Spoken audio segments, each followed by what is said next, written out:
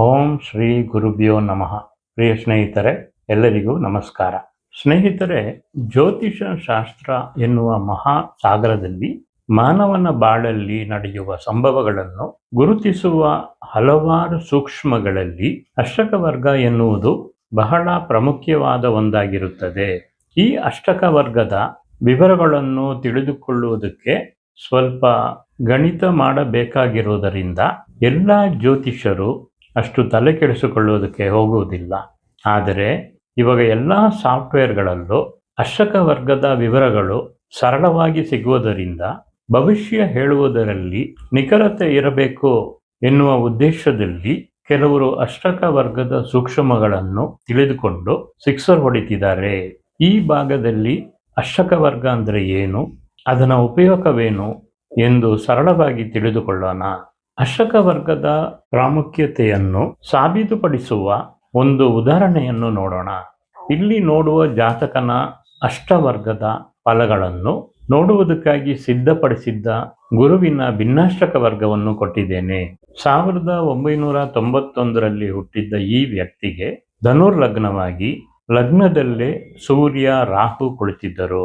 2ನೇ ಮನೆಯಲ್ಲಿ ಶನಿ, 7ನೇ ಮನೆಯಲ್ಲಿ ಕೇತು, 9ನೇ ಮನೆಯಲ್ಲಿ ಗುರು ಚಂದ್ರ ಮತ್ತು 12ನೇ ಮನೆಯಲ್ಲಿ ಬುಧ ಶುಕ್ರ ಕುಜ ಎಲ್ಲ ಸ್ಥಿತವಾಗಿದ್ದರು. ಅಷ್ಟವರ್ಗದ ನಿಯಮಗಳ ಪ್ರಕಾರ ಈ ಜಾತಕನಿಗೆ ಗುರುವಿನ ಭಿನ್ನಾಷ್ಟಕ ವರ್ಗ ಹಾಕಿದರೆ ಇಲ್ಲಿ ನೋಡುವ ಹಾಗೆ ಗುರುವಿನ ಭಿನ್ನಾಷ್ಟಕ ವರ್ಗ ಕುಂಡಲಿ ಇರುತ್ತದೆ. ಅಂದರೆ ಮೇಷರಾಶಿಯಲ್ಲಿ 4 ಬಿಂದುಗಳು, ವೃಷಭ ರಾಶಿಯಲ್ಲಿ 4, ಮಿಥುನ ರಾಶಿಯಲ್ಲಿ 6, ಕರ್ಕಾಟಕ ರಾಶಿಯಲ್ಲಿ 3, ಸಿಂಹ ರಾಶಿಯಲ್ಲಿ 6, ಕನ್ಯಾ ರಾಶಿಯಲ್ಲಿ 7, ತುಳಾ ರಾಶಿಯಲ್ಲಿ 3, ವೃಶ್ಚಿಕ ರಾಶಿಯಲ್ಲಿ 3, ಧನುರ್ ರಾಶಿಯಲ್ಲಿ 7, ಮಕರ ರಾಶಿಯಲ್ಲಿ 2, ಕುಂಭ ರಾಶಿಯಲ್ಲಿ 5, ಕೊನೆಯದಾಗಿ ಮೀನ ರಾಶಿಯಲ್ಲಿ 6 ಬಿಂದುಗಳು ತಗೊಂಡಿರುತ್ತಾರೆ. ಇದು ಪ್ರತ್ಯೇಕವಾಗಿ ಗುರುವಿನ ಭಿನ್ನಾಷ್ಟಕ ವರ್ಗವಾಗುತ್ತೆ. ಇದರ ವಿವರಗಳು ಆಮೇಲೆ ನಾವು ಇನ್ನು ಮುಂದೆ ನೋಡೋಣ. ಈ ವ್ಯಕ್ತಿಗೆ ಗೋಚಾರ ಗುರು ಧನುರಾಶಿಯಲ್ಲಿ ಸಂಚಾರ ಮಾಡುವಾಗ ಆ 1 ವರ್ಷ ಕಾಲ ಈ ವ್ಯಕ್ತಿಯ ಬಾಳಲ್ಲಿ ಸಂತೋಷ ತುಂಬಿತ್ತು. ಎಲ್ಲಾ ರೀತಿಯಾದ ಸುಖಗಳು, ಕೀರ್ತಿ, ಹೆಸರು, ಉನ್ನತ ಸ್ಥಾನ ಎಂದು ಎಲ್ಲಾ ಫಲಗಳನ್ನು ಚೆನ್ನಾಗಿ ಅನುಭವಿಸುವವರಾಗಿದ್ದರು. ಕಾರಣ ಆ ಭಾವದಲ್ಲಿ ಗುರು 7 ಬಿಂದುಗಳನ್ನು ಪಡೆದುಕೊಂಡು ತುಂಬಾ ಬಲವಾಗಿರುವ ಸ್ಥಿತಿಯಲ್ಲಿ ಸಂಚಾರ ಮಾಡುತ್ತಿದ್ದ. ಸಾಮಾನ್ಯವಾಗಿ 8 ಬಿಂದುಗಳು ಪಡೆಯುವುದು ಗರಿಷ್ಠ ಸ್ಥಿತಿಯಾಗಿರುತ್ತದೆ, ಅದೇ ಮ್ಯಾಕ್ಸಿಮಮ್ ಇರುತ್ತದೆ. 0 ಬಿಂದುಗಳು ಪಡೆಯುವುದು ಕನಿಷ್ಠ ಸ್ಥಿತಿಯಾಗಿರುತ್ತದೆ. ಗರಿಷ್ಠ ಸ್ಥಿತಿಯಲ್ಲಿ ಅತಿ ಉನ್ನತ ಶುಭ ಫಲಗಳನ್ನು ಕೊಡುತ್ತದೆ, ಕನಿಷ್ಠ ಸ್ಥಿತಿಯಲ್ಲಿ ಹೆಚ್ಚು ಅಶುಭ ಫಲಗಳನ್ನು ಕೊಡುವುದಾಗಿರುತ್ತದೆ. ಗೋಚಾರ ಗುರು 1 ವರ್ಷ ಕಾಲ ಆದಮೇಲೆ 2 ಬಿಂದುಗಳಿರುವ ಮಕರ ರಾಶಿಗೆ ಬದಲಾವಣೆಯಾದ ಕೂಡಲೇ ಎಲ್ಲಾ ವಿಷಯಗಳಲ್ಲೂ ಸೋಲು ಉಂಟಾಗಿತ್ತು. ಅವನಿಗೆ ಹೆಚ್ಚಿನ ಕಷ್ಟಗಳನ್ನು ಅನುಭವಿಸುವ ಸ್ಥಿತಿ ಉಂಟಾಗಿತ್ತು. 4 ಬಿಂದುಗಳಿಗೆ ಕಡಿಮೆ ಇರುವ ಭಾವಗಳು ಅಶುಭ ಫಲಗಳನ್ನು ಕೊಡುತ್ತವೆ.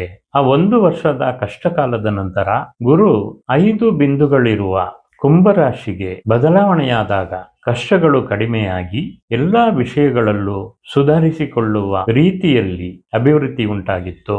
ಅದೇ ರೀತಿ 6 ಬಿಂದುಗಳಿರುವ ಮೀನರಾಶಿಗೆ ಬದಲಾವಣೆಯಾಗಿ ಗುರು ಸಂಚಾರ ಮಾಡುವ ಕಾಲದಲ್ಲಿ ಇನ್ನೂ ಹೆಚ್ಚಿನ ಶುಭ ಫಲಗಳನ್ನು ಅನುಭವಿಸುವ ಸ್ಥಿತಿ ಉಂಟಾಗಿತ್ತು. ಈ ರೀತಿ ಒಂದೊಂದು ಗ್ರಹವು ಅವುಗಳ ಭಿನ್ನಾಷ್ಟಕ ವರ್ಗದಲ್ಲಿ ಪಡೆದಿರುವ ಅಷ್ಟವರ್ಗ ಬಿಂದುಗಳಿಗೆ ತಕ್ಕಂತದಾಗಿ ಫಲಗಳನ್ನು ಕೊಡುತ್ತವೆ. ಸ್ನೇಹಿತರೆ, ನಮಗೆ ಗೊತ್ತಿದ್ದ ಹಾಗೆ ನಮ್ಮ ಬಾಳಿನ ಸಂಭವಗಳಲ್ಲಿ ಗ್ರಹಗಳೇ ಪ್ರಧಾನ ಪಾತ್ರ ಪಡೆಯುತ್ತವೆ. ಆ ಗ್ರಹಗಳು ಇರುವ ಸ್ಥಿತಿಗಳಿಗೆ ತಕ್ಕಂತದಾಗಿ ಇತರ ಗ್ರಹಗಳ ಸಂಬಂಧಗಳಿಂದನೂ ಫಲಗಳು ಬದಲಾವಣೆ ಆಗುತ್ತದೆ ಎಂದು ಗೊತ್ತಿದೆ. ಆದರೆ ಒಂದೊಂದು ಗ್ರಹದ ಬಲ ಯಾವ ಭಾವದಲ್ಲಿ ಎಷ್ಟು ಎಂದು ತಿಳಿದುಕೊಳ್ಳುವುದಕ್ಕೆ ಅಷ್ಟವರ್ಗ ಬಹಳ ಪ್ರಾಮುಖ್ಯವಾಗಿದ್ದು, ರಾಹು ಮತ್ತು ಕೇತುವನ್ನು ಬಿಟ್ಟು ಇತರ 7 ಗ್ರಹಗಳು ಮತ್ತು ಲಗ್ನದ ಅಷ್ಟವರ್ಗದ ಬಲ ಒಂದೊಂದು ಭಾವದಲ್ಲೂ ಎಷ್ಟಿದೆ ಎಂದು ತಿಳಿದುಕೊಳ್ಳಬಹುದು. ಇದು 7 ಗ್ರಹಗಳು ಮತ್ತು ಲಗ್ನದ ಬಲವನ್ನು ತೋರಿಸುವುದರಿಂದ ಇದಕ್ಕೆ ಅಷ್ಟಕ ವರ್ಗ ಎಂದು ಹೇಳಲಾಗುತ್ತದೆ. ಪರಾಶರ ಮಹರ್ಷಿಯ ವ್ಯಾಕರಣದ ಪ್ರಕಾರ ಒಂದು ಜಾತಕದಲ್ಲಿ ಒಂದೊಂದು ಗ್ರಹವು ತಾವಿರುವ ರಾಶಿಯಿಂದ ಕೆಲವು ಮನೆಗಳಿಗೆ ತಮ್ಮ ಪ್ರಭಾವಗಳನ್ನು ಹಂಚುತ್ತವೆ ಎಂದು ಹೇಳಲಾಗಿದೆ. ಅದೇ ರೀತಿ ಆ ಗ್ರಹಕ್ಕೆ ಬೆಂಬಲವಾಗಿ ಇತರ ಗ್ರಹಗಳು ತಮ್ಮ ಪಾಲಿಗೆ ತಾವಿರುವ ಮನೆಯಿಂದ ತಮ್ಮ ಪ್ರಭಾವಗಳನ್ನು ಹಂಚುತ್ತವೆ ಎಂದು ಹೇಳಲಾಗಿದೆ. ಉದಾಹರಣೆಗೆ, ಒಂದು ವ್ಯಕ್ತಿಯ ಜಾತಕದಲ್ಲಿ ಸೂರ್ಯ ತಾನಿರುವ ಮನೆಯಿಂದ ಕೆಲವು ಮನೆಗಳಿಗೆ ತನ್ನ ಪ್ರಭಾವವನ್ನು ಹಂಚುತ್ತಾನೆ. ಅದೇ ರೀತಿ ಇತರ ಗ್ರಹಗಳು ಸೂರ್ಯನಿಗೆ ಬೆಂಬಲವಾಗಿ ತಾವಿರುವ ಮನೆಗಳಿಂದ ತಮ್ಮ ಪ್ರಭಾವಗಳನ್ನು ಹಂಚುತ್ತವೆ. ಇದಕ್ಕೆ ಸೂರ್ಯ ಮತ್ತು ಇತರ ಗ್ರಹಗಳು ಕೊಡುವ ಬಿಂದುಗಳು ಅಂತ ಹೇಳುತ್ತಾರೆ. ಸೂರ್ಯನಿಗೆ ಇತರ ಗ್ರಹಗಳಿಂದ ಸಿಕ್ಕುವ ಬಿಂದುಗಳೊಟ್ಟಿಗೆ ಸೂರ್ಯನ ಬಿಂದುಗಳನ್ನು ಸೇರಿ ಸೂರ್ಯನ ಅಷ್ಟಕ ವರ್ಗ ಎಂದು ಹೇಳಲಾಗುತ್ತದೆ. ಇದನ್ನು ಸೂರ್ಯನ ಭಿನ್ನಾಷ್ಟಕ ವರ್ಗ ಎಂದು ಹೇಳುತ್ತಾರೆ. ಇದೇ ರೀತಿ ಎಲ್ಲಾ ಗ್ರಹಗಳಿಗೂ ಚಂದ್ರನ ಭಿನ್ನಾಷ್ಟಕ ವರ್ಗ, ಕುಜನ ಭಿನ್ನಾಷ್ಟಕ ವರ್ಗ, ಬುಧನ ಭಿನ್ನಾಷ್ಟಕ ವರ್ಗ, ಗುರುವಿನ ಭಿನ್ನಾಷ್ಟಕ ವರ್ಗ, ಶುಕ್ರನ ಭಿನ್ನಾಷ್ಟಕ ವರ್ಗ, ಶನಿಯ ಭಿನ್ನಾಷ್ಟಕ ವರ್ಗ, ಲಗ್ನದ ಭಿನ್ನಾಷ್ಟಕ ವರ್ಗ ಎಂದು ಇರುತ್ತದೆ. ಉದಾಹರಣೆಗೆ, ಸೂರ್ಯ ಜಾತಕದಲ್ಲಿ ತಾನಿರುವ ಮನೆಯಿಂದ ಒಂದು ಮನೆಗೆ ಕೊಡುವ ಪ್ರಭಾವವನ್ನು ಒಂದು ಬಿಂದು ಹೇಳುತ್ತಾರೆ. ಇದನ್ನು ಅಷ್ಟಕ ವರ್ಗ ಬಿಂದು ಎಂದು ಹೇಳಲಾಗುತ್ತದೆ. ಅಂದರೆ ಒಂದು ವ್ಯಕ್ತಿಯ ಜಾತಕದಲ್ಲಿ ಸೂರ್ಯ ತಾನಿರುವ ಮನೆಯಿಂದ 1, 2, 4, 7, 8, 9, 10, 11ನೇ ಮನೆಗಳಿಗೆ ತನ್ನ ಬಿಂದುಗಳನ್ನು ಕೊಡುತ್ತಾನೆ. ಸೂರ್ಯನ ಬಿಂದುಗಳನ್ನು ಪಡೆದುಕೊಳ್ಳುವ ಆ ಮನೆಗಳಿಗೆ ಸೂರ್ಯನ ಪ್ರಭಾವ ಸಿಕ್ಕುತ್ತದೆ. ಸೂರ್ಯನ ಬಿಂದು ಸಿಕ್ಕದೆ ಹೋಗುವ ಮನೆಗಳಿಗೆ ಸೂರ್ಯನ ಪ್ರಭಾವ ಸಿಕ್ಕುವುದಿಲ್ಲ. ಇದೇ ರೀತಿ ಸೂರ್ಯನಿಗೆ ಇತರ ಗ್ರಹಗಳು ಕೊಡುವ ಬಿಂದುಗಳು ಸೂರ್ಯನ ಲೆಕ್ಕಕ್ಕೆ ಸೇರುತ್ತವೆ. ಅದು ಹೇಗೆ ಅಂತ ನೋಡೋಣ. ಇಲ್ಲಿ ಕೊಟ್ಟಿರುವ ಪಟ್ಟಿಯನ್ನು ನೋಡಿ.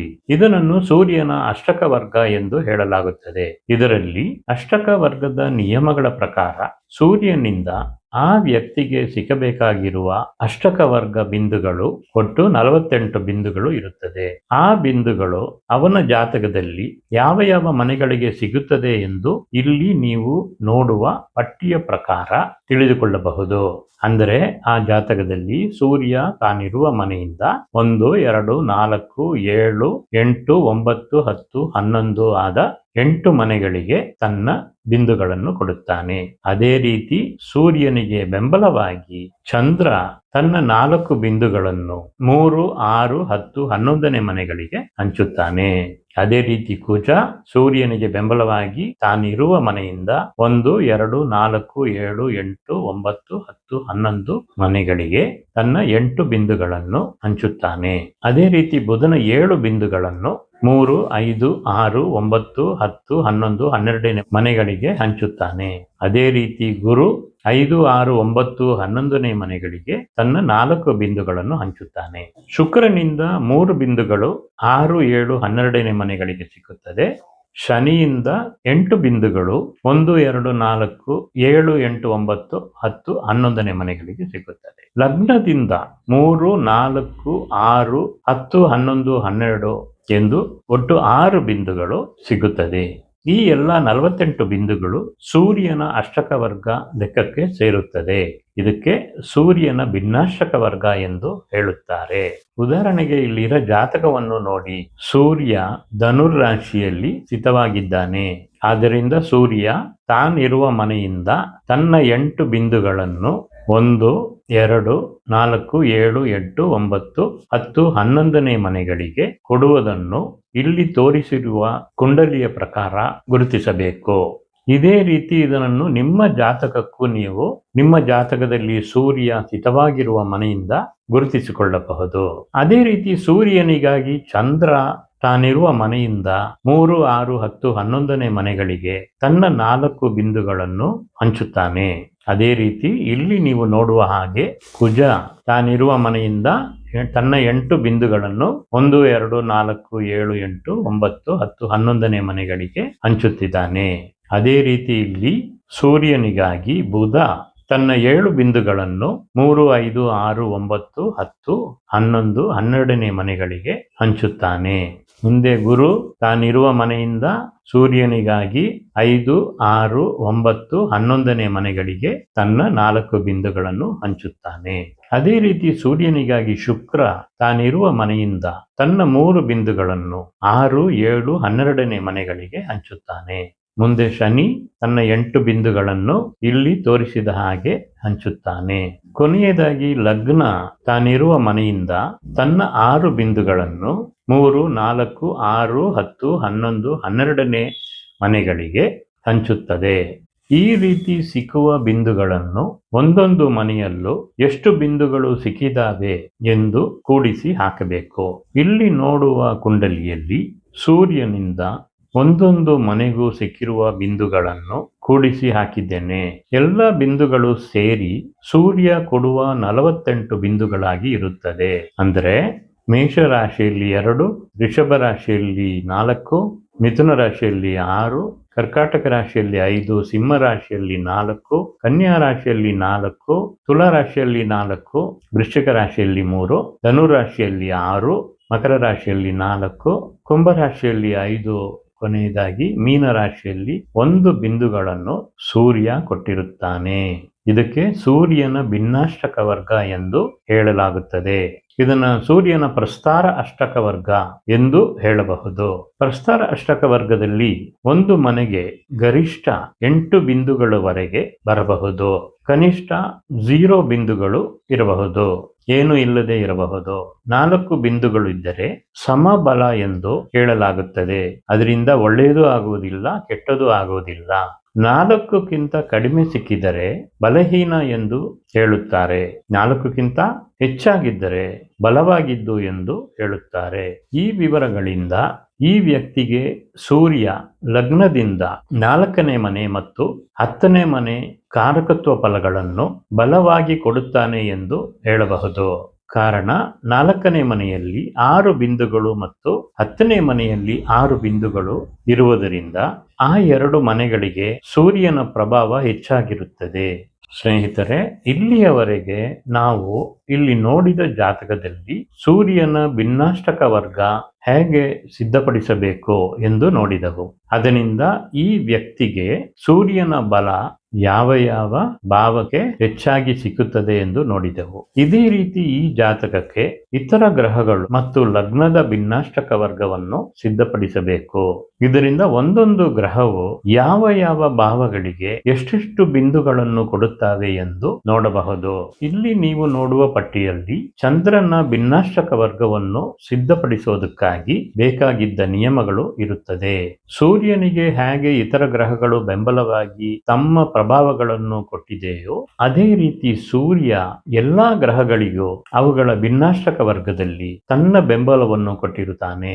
ಇದೇ ರೀತಿ ಎಲ್ಲಾ ಗ್ರಹಗಳು ಇತರ ಗ್ರಹಗಳಿಗೆ ತಮ್ಮ ಬೆಂಬಲವನ್ನು ಕೊಟ್ಟಿರುತ್ತಾರೆ ಎನ್ನುವುದನ್ನು ನೆನಪಲ್ಲಿಟ್ಟುಕೊಳ್ಳಬೇಕು. ಇಲ್ಲಿ ಚಂದ್ರನ ಅಷ್ಟಕ ವರ್ಗದಲ್ಲಿ ಚಂದ್ರನಿಂದ 49 ಬಿಂದುಗಳು ಸಿಕ್ಕುತ್ತದೆ. ಇಲ್ಲಿ ಕೊಟ್ಟಿರುವ ಪಟ್ಟಿಯ ಪ್ರಕಾರ ಒಂದೊಂದು ಗ್ರಹವು ತಾವಿರುವ ಮನೆಯಿಂದ ಬಿಂದುಗಳನ್ನು ಹಾಕಿದರೆ ಚಂದ್ರನ ಅಷ್ಟಕ ವರ್ಗ ಅಂದ್ರೆ ಚಂದ್ರನ ಭಿನ್ನಾಷ್ಟಕ ವರ್ಗ ಸಿಕ್ಕುತ್ತದೆ. ಅದೇ ರೀತಿ ಕುಜನ ಭಿನ್ನಾಷ್ಟಕ ವರ್ಗ ಸಿದ್ಧಪಡಿಸುವುದಕ್ಕೆ ಬೇಕಾಗಿದ್ದು ವಿವರಗಳನ್ನು ಇಲ್ಲಿ ನೀವು ನೋಡಬಹುದು. ಮುಂದೆ ಬುಧನ ಭಿನ್ನಾಷ್ಟಕ ವರ್ಗ ಸಿದ್ಧಪಡಿಸುವುದಕ್ಕೆ ಬೇಕಾಗಿದ್ದು ವಿವರಗಳು ಇಲ್ಲಿ ಕೊಟ್ಟಿದ್ದೇನೆ. ಈ ವಿವರಗಳನ್ನು ನೀವು ಗುರುತಿಸಿಕೊಂಡು ನಿಮ್ಮ ಜಾತಕದ ಪ್ರಕಾರ ಒಂದೊಂದು ಗ್ರಹಕ್ಕೂ ಭಿನ್ನಾಷ್ಟಕ ವರ್ಗವನ್ನು ಸಿದ್ಧಪಡಿಸಬಹುದು. ಇದು ಗುರುವಿನ ಭಿನ್ನಾಷ್ಟಕ ವರ್ಗ. ಗುರು 56 ಬಿಂದುಗಳನ್ನು ಆ ಜಾತಕನಿಗೆ ಕೊಡುತ್ತಾನೆ. ಅದೇ ರೀತಿ ಶುಕ್ರ ತನ್ನ ಭಿನ್ನಾಷ್ಟಕ ವರ್ಗ ಮೂಲಕವಾಗಿ ಒಟ್ಟು 52 ಬಿಂದುಗಳನ್ನು ಆ ಜಾತಕನಿಗೆ ಕೊಡುತ್ತಾನೆ. ಅದೇ ರೀತಿ ಶನಿ ಒಟ್ಟು 39 ಬಿಂದುಗಳನ್ನು ಕೊಡುತ್ತಾನೆ. ಕೊನೆಯದಾಗಿ ಲಗ್ನದ ಭಿನ್ನಾಷ್ಟಕ ವರ್ಗದಲ್ಲಿ ಲಗ್ನದ ಪರವಾಗಿ ಒಟ್ಟು 49 ಬಿಂದುಗಳನ್ನು ಜಾತಕನಿಗೆ ಕೊಡುತ್ತದೆ. ಇಲ್ಲಿ ಲಗ್ನ ಮತ್ತು ಇತರ ಗ್ರಹಗಳ ಭಿನ್ನಾಷ್ಟಕ ವರ್ಗಗಳನ್ನು ನೀವು ನೋಡಬಹುದು. ಇದು ಉದಾಹರಣೆ ಜಾತಕದಲ್ಲಿ ತೋರಿಸಿರುವ ಜಾತಕಕ್ಕೆ ಮಾತ್ರ ಸಿದ್ಧಪಡಿಸಿದ್ದು. ನಿಮ್ಮ ಜಾತಕಕ್ಕೆ ಬೇರೆ ಬೇರೆ ಬಿಂದುಗಳು ಬರುತ್ತದೆ. ಎಲ್ಲಾ ಗ್ರಹಗಳಲ್ಲೂ ಗುರು ಜಾತಕನಿಗೆ 56 ಬಿಂದುಗಳನ್ನು ಕೊಡುವುದರಿಂದ ಅದು ಶುಭ ಗ್ರಹ ಎಂದು ಹೇಳಲಾಗುತ್ತದೆ. ಅದೇ ರೀತಿ ಬುಧ 54 ಬಿಂದುಗಳನ್ನು ಕೊಡುತ್ತಾನೆ. ಶುಕ್ರ 52 ಬಿಂದುಗಳನ್ನು ಕೊಡುತ್ತಾನೆ. ಈ 3 ಗ್ರಹಗಳು ಶುಭ ಗ್ರಹಗಳು ಎಂದು ಹೇಳುತ್ತಾರೆ. ಸೂರ್ಯ 48 ಬಿಂದುಗಳನ್ನು ಮಾತ್ರ ಕೊಡುವುದರಿಂದ ಅವನು ಅರ್ಧ ಶುಭ ಅರ್ಧ ಅಶುಭ ಗ್ರಹವಾಗುತ್ತಾನೆ. ಕುಜ ಮತ್ತು ಶನಿ ಬರೀ 39 ಬಿಂದುಗಳನ್ನು ಕೊಡುವುದರಿಂದ ಇವರಿಬ್ಬರು ಅಶುಭರಾಗುತ್ತಾರೆ. ಚಂದ್ರ 49 ಬಿಂದುಗಳನ್ನು ಕೊಡುವುದರಿಂದ ಚಂದ್ರ ಶುಭನಾಗುತ್ತಾನೆ. ಇಲ್ಲಿರೋ ಭಿನ್ನಾಷ್ಟಕ ವರ್ಗಗಳಲ್ಲಿ ಎಲ್ಲಾ ಬಿಂದುಗಳನ್ನು ಸೇರಿಸಿದ್ರೆ 337 ಬಿಂದುಗಳು ಆಗುತ್ತದೆ. ಈ ಬಿಂದುಗಳು ಶುಭ ಬಿಂದುಗಳಾಗುತ್ತದೆ. ಈ ಭಿನ್ನಾಷ್ಟಕ ವರ್ಗಗಳನ್ನು ಇಟ್ಟುಕೊಂಡು ಗೋಚಾರದಲ್ಲಿ ಒಂದು ಗ್ರಹ ಸಂಚಾರ ಮಾಡುವ ಮನೆಯಲ್ಲಿ ಎಷ್ಟು ಬಿಂದುಗಳನ್ನು ತಗೊಂಡಿದೆ ಎಂದು ನೋಡಿ ಅದರ ಪ್ರಕಾರ ನಡೆಯುವ ಫಲಗಳನ್ನು ನಿರ್ಧರಿಸಬಹುದು. ಅದು ಜಾತಕನಿಗೆ ಶುಭ ಫಲಗಳನ್ನು ಕೊಡುತ್ತದೆಯೇ ಅಥವಾ ಅಶುಭ ಫಲಗಳನ್ನು ಕೊಡುತ್ತದೆಯೇ ಎಂದು ನಿರ್ಧರಿಸಬಹುದು. ಇದೇ ರೀತಿ ಯಾವಾಗ ಆ ಫಲಗಳು ನಡೆಯುತ್ತದೆ ಎಂದು ನಿರ್ಧರಿಸಬಹುದು. ಒಂದು ಶುಭ ಭಾವದಲ್ಲಿ ಹೆಚ್ಚಿನ ಬಿಂದುಗಳಿದ್ದು ಆ ಭಾವದಲ್ಲಿ ಗೋಚಾರ ಗ್ರಹಗಳು ಸಂಚಾರ ಮಾಡುವಾಗ ಜಾತಕನಿಗೆ ಹೆಚ್ಚಿನ ಶುಭ ಫಲಗಳು ನಡೆಯುತ್ತದೆ ಎಂದು ಹೇಳಲಾಗುತ್ತದೆ. ಅದೇ ರೀತಿ ಒಂದು ಭಾವದಲ್ಲಿ ಕಡಿಮೆ ಬಿಂದುಗಳಿದ್ದು ಆ ಭಾವದಲ್ಲಿ ಗ್ರಹಗಳು ಸಂಚಾರ ಮಾಡುವಾಗ ಆ ಜಾತಕನಿಗೆ ಆ ಭಾವದ್ದು ಯಾವ ಫಲಗಳು ಸಿಕ್ಕುವುದಿಲ್ಲ ಎಂದು ಹೇಳಲಾಗುತ್ತದೆ. ಸ್ನೇಹಿತರೆ, ಇಲ್ಲಿಯವರೆಗೆ ಹೇಳಿರುವ ನಿಯಮಗಳ ಪ್ರಕಾರ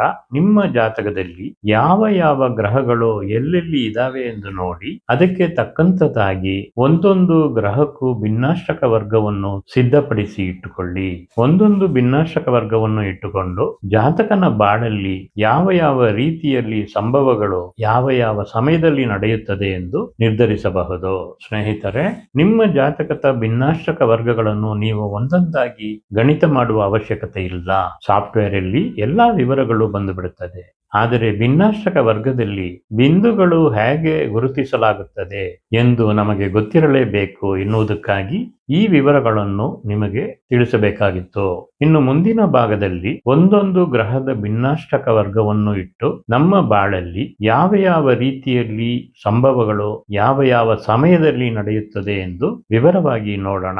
ಈ ವಿಡಿಯೋವನ್ನು ಇಲ್ಲಿಯವರೆಗೆ ನೋಡಿದ್ದಕ್ಕೆ ಧನ್ಯವಾದಗಳು. ಈ ವಿಡಿಯೋ ನಿಮಗೆ ಇಷ್ಟವಾಗಿದ್ದರೆ ಲೈಕ್ ಬಟನ್ ಒತ್ತಿ ನನ್ನ ಈ ಚಾನೆಲ್ಗೆ ಸಬ್ಸ್ಕ್ರೈಬ್ ಮಾಡಿ. ಈ ಲಿಂಕ್ ಅನ್ನು ನಿಮ್ಮ ಸ್ನೇಹಿತರುಗಳಿಗೆಲ್ಲ ಕಳಿಸಿ. ಎಲ್ಲರಿಗೂ ಉಪಯೋಗವಾಗಲಿ. ಎಲ್ಲರಿಗೂ ಶುಭವಾಗಲಿ. ಸರ್ವೇ ಜನ ಸುಖಿನೋ ಭವಂತು.